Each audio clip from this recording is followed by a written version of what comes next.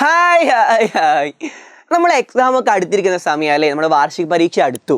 അപ്പോൾ ഈ സമയം സ്കൂളിൽ പോകണം. സ്കൂളിൽ പോവാതെ ലീവ് എടുത്ത് പഠിച്ചാലാണോ അല്ലെങ്കിൽ സ്കൂളിൽ പോയാലാണോ എനിക്ക് കൂടുതൽ മാർക്ക് കിട്ടുക? നമ്മൾ അറ്റൻഡൻസ് ഒക്കെ ക്ലോസ് ചെയ്തോ, സ്കൂളിൽ പോകേണ്ട കാര്യമുണ്ടോ എന്നൊക്കെ അറിയാനായിരിക്കും നിങ്ങൾ ഈ വീഡിയോ കാണുന്നത് അല്ലേ.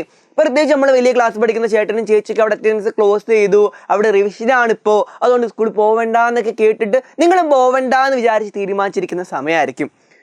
അപ്പോൾ ആ സമയത്ത് സ്കൂൾ ലീവ് എടുക്കലാണോ നല്ലത് എന്നുള്ള കാര്യം മാഷി നിൽക്കൊന്ന് പറഞ്ഞു കേട്ടോ വന്നത്. അതായത് നമ്മൾ ജനുവരി മാസമേ കഴിഞ്ഞിട്ടുള്ളൂ അല്ലേ. നമ്മൾ ഓരോ വിഷയം എടുത്ത് നോക്കിയാലും ജനുവരി മാസത്തിൽ ഇതേ കഴിഞ്ഞു കഴിഞ്ഞാൽ ഫെബ്രുവരിയിലും മാർച്ചിലും നമുക്ക് ഇനിയും പാഠങ്ങൾ തീരാനുണ്ട്.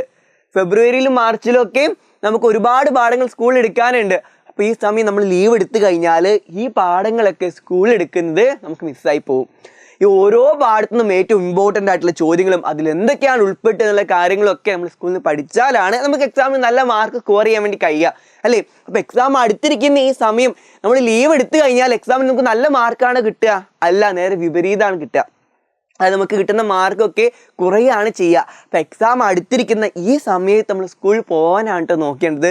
പ്രത്യേകിച്ച് നമ്മൾ LSS എക്സാമും എടുത്തു. അപ്പോൾ അതിനൊക്കെ സഹായകമാവുന്ന ഒരുപാട് ക്ലാസ്സുകളായിരിക്കും സ്കൂളിൽ കിട്ടാൻ വേണ്ടി ഇരിക്കുന്നത്. അപ്പോൾ ഈ സമയം നമ്മൾ എക്സാം അടുത്തിരിക്കുന്ന സമയം മാക്സിമം സ്കൂളിൽ പോകാനാണ് നോക്കേണ്ടത്. ഏറ്റവും ഇമ്പോർട്ടൻ്റ് ആയിട്ടുള്ള സമയമാണ്. അതായത് ബാക്കിയുള്ള ദിവസങ്ങളെ പോലെയല്ല, എക്സാം അടുക്കുമ്പോൾ നിങ്ങൾ കൂടുതൽ സ്കൂളിലോട്ട് എങ്ങനെയെങ്കിലും എത്താനാണ് നോക്കേണ്ടത്. അപ്പോൾ ഈ സമയം ലീവ് എടുക്കുന്നതിനെ കുറിച്ച് ചിന്തിക്കാതിരിക്കുക കേട്ടോ. നമുക്ക് ഇനിയും പാഠങ്ങൾ തീരാനുണ്ട്. ഇതൊക്കെ ഏറ്റവും ഇമ്പോർട്ടൻ്റ് ആയിട്ടുള്ള പാഠങ്ങളാണ്. അപ്പോൾ നിങ്ങൾ സ്കൂൾ ലീവ് എടുക്കുന്നതിനെ കുറിച്ച് ചിന്തിക്കാതെ മാക്സിമം സ്കൂളിലോട്ട് പോവുക. അപ്പോൾ ലീവ് എടുത്താലോ എന്ന് വിചാരിക്കുന്ന നിങ്ങൾ പല ഫ്രണ്ട്സും ഉണ്ടായിരിക്കും അല്ലേ. അവർക്കൊക്കെ വീഡിയോ ഷെയർ ചെയ്ത് കൊടുക്കുക.